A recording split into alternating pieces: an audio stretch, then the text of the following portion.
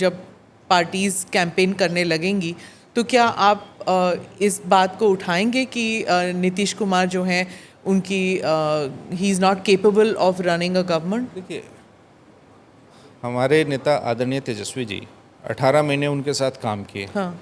India block की meetings में वो हर जगह उनके साथ जाते थे और मैं समझता हूँ कि उनसे बेहतर उनकी मनोस्थिति को, मनोदशा को कोई नहीं समझता है।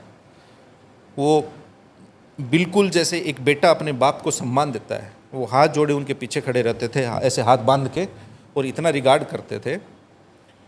और लोकसभा चुनाव में भी आपने देखा होगा, गठबंधन सरकार 28 जनवरी को जब गई तो मुझे स्मरण है कि पहली प्रतिक्रिया तेजस्वी जी ने आप ही के चैनल एजेंसी को दी थी, ANI को बुला के। उसमें उन्होंने कहा कि नीतीश जी का मैं सम्मान करता था, आज वो उधर चले गए तो इसका मतलब ये नहीं कि मैं उनका सम्मान करना बंद कर दूंगा। पूरे चुनाव में उन्होंने एक असंसदीय शब्द या किसी भाषा का प्रयोग आदरणीय नीतीश जी के लिए नहीं किया, ना अब तक किया है। वो ये हाँ अवश्य कहते हैं कि वो अचेत अवस्था में। वो क्यों कहते हैं? वो इसलिए कहते हैं कि जो सरकार के नीतिगत निर्णय हैं, जो सरकार की जैसे नीतियां बन रही हैं, सरकार की तरफ से जैसे निर्णय लिए जा रहे हैं, क्योंकि वो Tejashwi ji has been a part of system, so he knows is better कि इसमें ये निर्णय या ये पॉलिसी मेकिंग नीतीश जी की नहीं हो सकती, इसलिए वो कहते हैं कि अचेत अवस्था में है।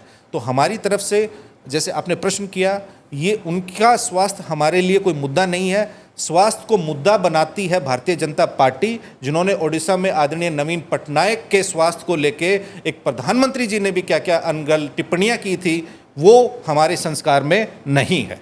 संजय जी ये जानना चाह रहे हैं कि इंडिया ब्लॉक बना, उसमें आप दोनों, आप भी थे, नीतीश जी भी थे। आज तक ये बात खुलकर साफ नहीं हुआ मैंने कि क्या वजह थी कि नीतीश जी आप लोग से हट के चले गए, मतलब क्योंकि आप लोग साथ में गए थे, मुझे याद है बेंगलोर में एक साथ एक रूम में आप लोग थे, तो फिर क्या वजह है कि नीतीश जी हट गए, ये जानना चाहेंगे। देखिए, इंडिया ब्लॉक की आखिरी मीटिंग, वर्चुअल मीटिंग 13 जनवरी 2024 को हुई। नीतीश जी 28 जनवरी को गए। तो जो 13 जनवरी को गए नीतीश जी, वो तो बाद में भी नहीं बताया। मैंने बताया कि उनका जाने का कारण उन्होंने बताया कि मन नहीं लग रहा था, लेकिन वजह स्पष्ट थी, क्योंकि भारतीय जनता पार्टी जान रही थी कि हम हार रहे हैं। ये केन प्राक्रेण उनको नीतीश जी को अपने पक्ष में लेके आना था, क्योंकि वो बिहार में नीतीश जी के होने का मतलब भी अच्छे से जानती है भारतीय जनता पार्टी, और लालू जी के होने का भी अच्छे से जानती है। क्योंकि भारतीय जनता पार्टी ये जानती है, मतलब वो नीतीश जी और लालू जी में जो डिफरेंस है उसको जानती है। क्या जानती है? भारतीय जनता पार्टी जानती है कि नीतीश जी की जो राजनीति है, या जो नीतीश जी की राजनीति में वैचारिक स्पष्टता नहीं है, उनकी राजनीति में वैचारिक तत्व शून्य है। लालू जी की राजनीति में वैचारिक स्पष्टता है। लालू जी की राजनीति में कोई आइडियोलॉजिकल हैंगअप नहीं है।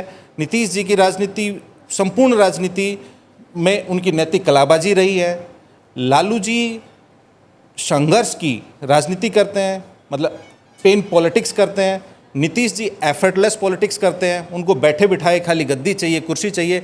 लेकिन लालू जी गद्दी पाने के लिए, कुर्सी सेवा करने के लिए एक लंबा रास्ता तय करते हैं, नीतीश जी छोटा रास्ता तय करते हैं।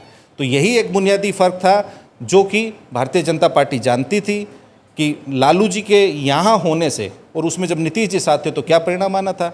उन्होंने नीतीश जी को लिया और लेके, आप भी जान रहे हैं क्या मिला बिहार को, और जब होते तो क्या मिलता।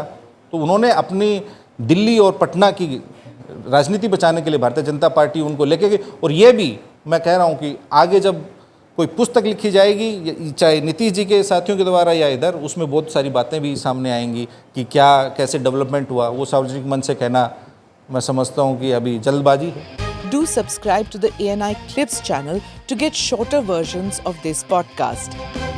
Click here to watch the full episode.